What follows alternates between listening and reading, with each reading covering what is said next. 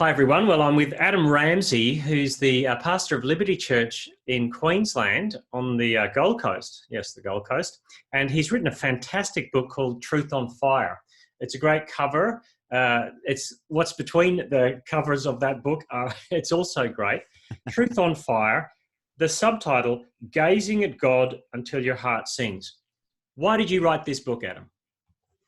Thanks, Stephen. I wrote it during the lockdown of last year, and really it was an attempt at devotional theology. And so looking at the attributes of God, and I've always loved books that explore the attributes of God. And, Tozer has written a classic, Pink's written a classic, Packer has written one of the best. And oftentimes what I found was this really good description and theology of who God is. But there wasn't a lot of, so what do I do with that as far as the experience of my life that knowing this is meant to lead me into?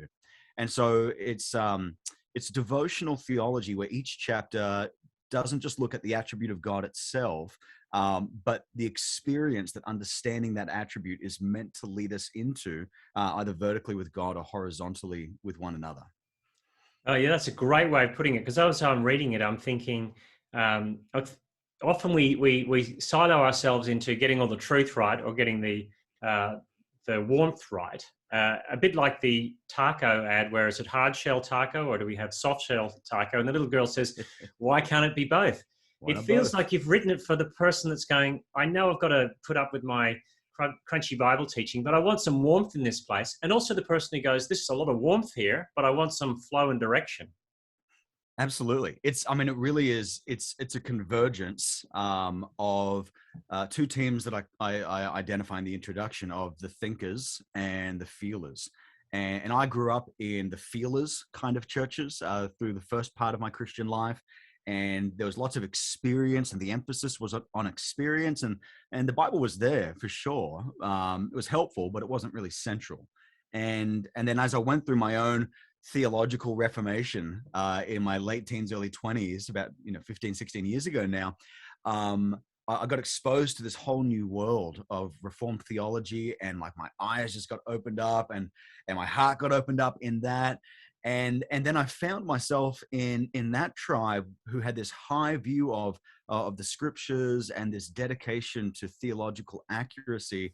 There was often a coldness in their experience with God, a lack of warmth, a lack of the emotional side of their Christianity. And so, yeah, the little girl on the taco ad is perfect. Why not both? Because Jesus did call us to love the Lord our God with all our heart and with all our minds. So I believe that good theology is meant to lead us into true experiences. And that's what the book tries to do chapter by chapter.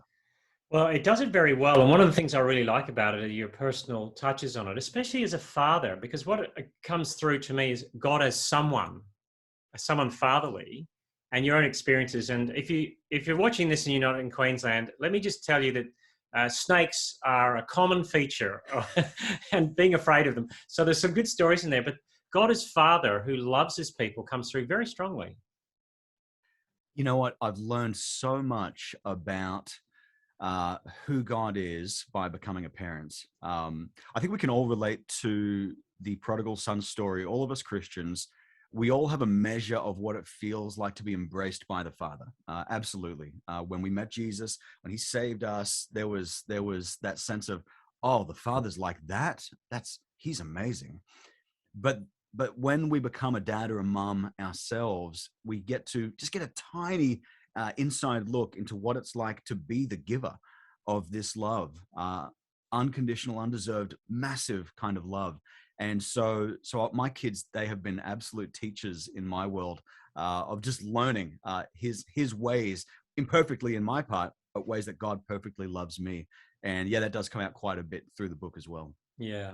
And look, there's the intimacy of that aspect of it, but the grandeur of God in his incommunicable attributes as well. And those things are what give us confidence in these intimacy areas, I think, isn't it? That's right. So when we look at the incommunicable attributes of God, I think oftentimes, we look at the otherness of God, his dissimilarity to us, and that's good. We need to see that. We need a high view of God, because what happens is, as we behold that aspect of the godness of God, is it creates in us a sense of wonder and childlikeness that I think gets so easily squelched out along the way as we just walk with Jesus through this life. So seeing the bigness of God rightly restores my wonder and my awe and my curiosity, and my worship just grows in that space.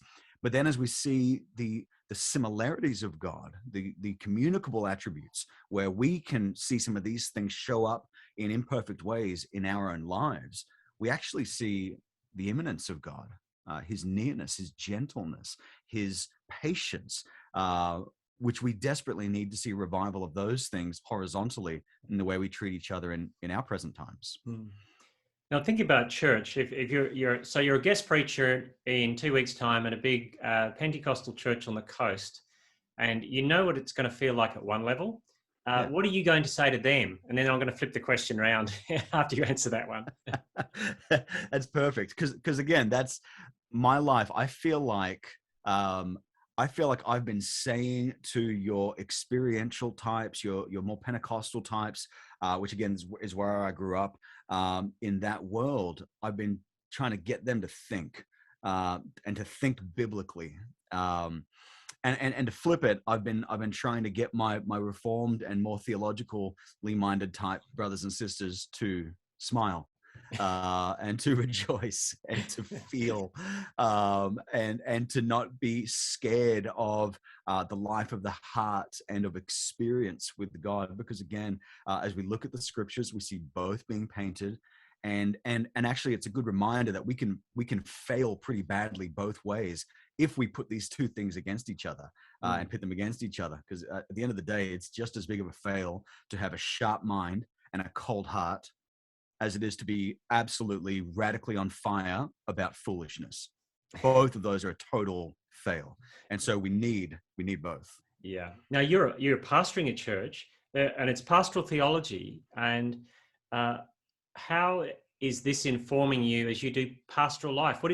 What situations do you think you see where people have pulled away from the warmth or pulled away from the truth? How do you pastor people? Because I would say that pastors need to read this book as they sit down in their study, or they go to a house where someone's hurt or broken, and you're dealing with that situation. How does it help that way? Yeah, that's a good question. I mean, I wrote this book for our church, and so even in the dedication there, it's to Liberty Church. Jesus is with us. Onward we stumble, and onward we stumble has kind of become a bit of a mantra around our church of, all right, let's just go again. Onward we stumble. And it sums up so much of the Christian life. And really, I have a church that is full of thinkers and feelers at different ends of that spectrum, and those that have converged in those things in really healthy ways. So what I said in that last question is something that I really do put into practice for our people on the pastoral level. And I think what it does is, we're reminded first and foremost that change comes in our lives, not through our grit or our cleverness, or what we bring to the table in this sense of human ingenuity.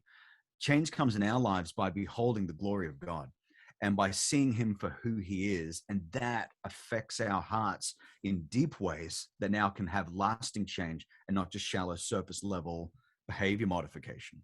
So I want everyone in our church to have a large view and a true view of who God is through all the ups and downs that they face.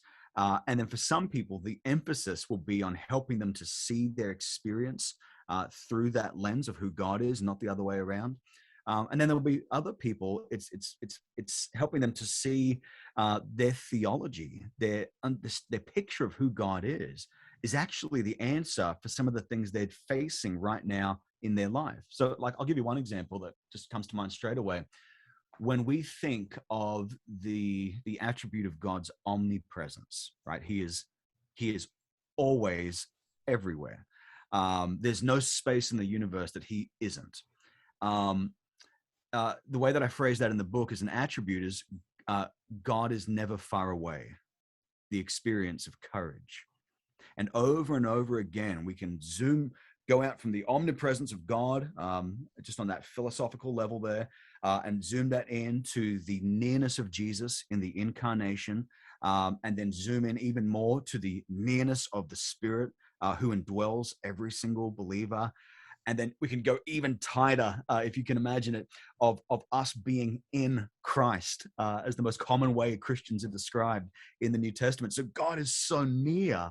Now, what is it that someone walking through anxiety or frustration or a sense of like cultural exile, like we are seeing grow in our moment here in Australia and in the West, what does that person most need to know about God as they're navigating those realities? They need to know that he's with them, that he's not far away, that he's nearer than they can even imagine. And that's where the Bible pairs that indicative with the imperative of fear not, fear not, fear not. Don't be afraid. Don't be afraid. Why?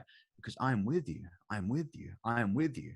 And so that's just one way that beholding God and what's true about him radically changes the way we experience lived Christianity in this world.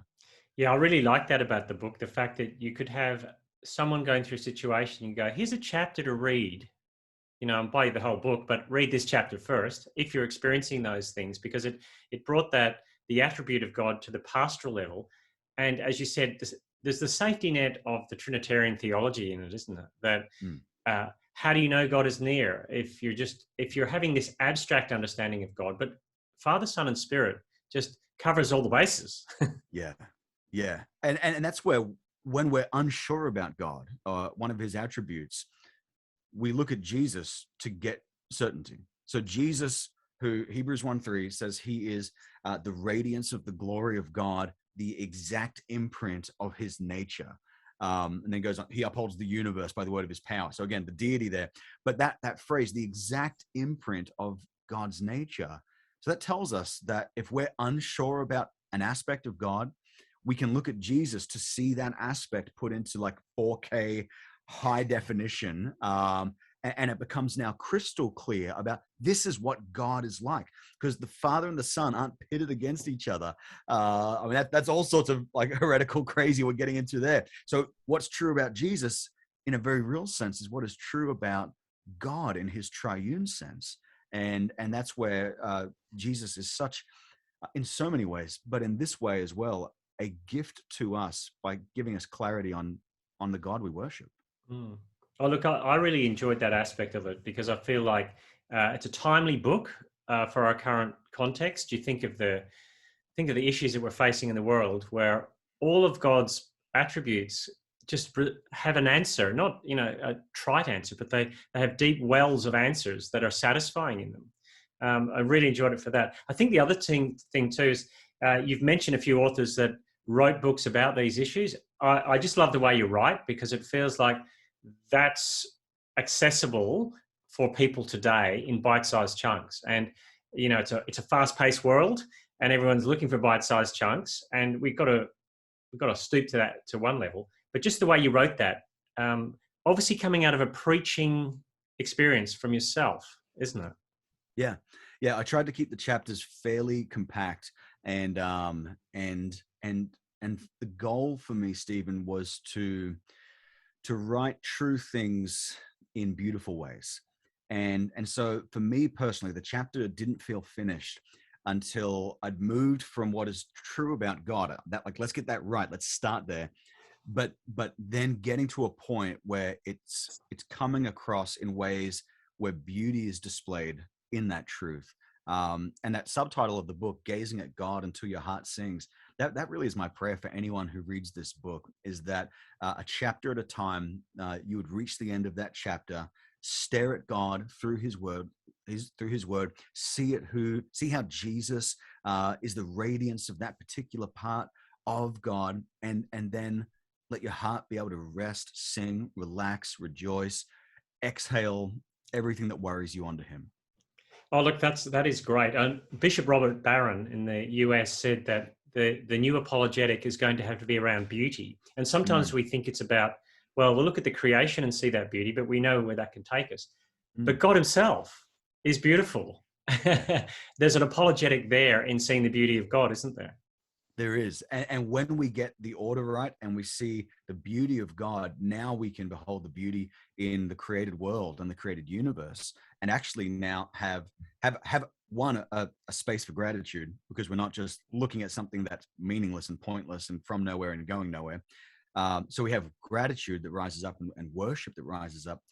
But two, we also see now something there where we don't kind of make a God out of things that are not God, because we see everything beautiful in this universe as a reflection of the source of beauty.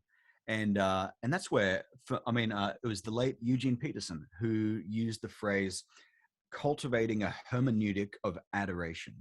And I just love that phrase. Hermeneutic just meaning the way that we understand and read the Bible, and adoration. There's this joyful, passionate, engaged love in that.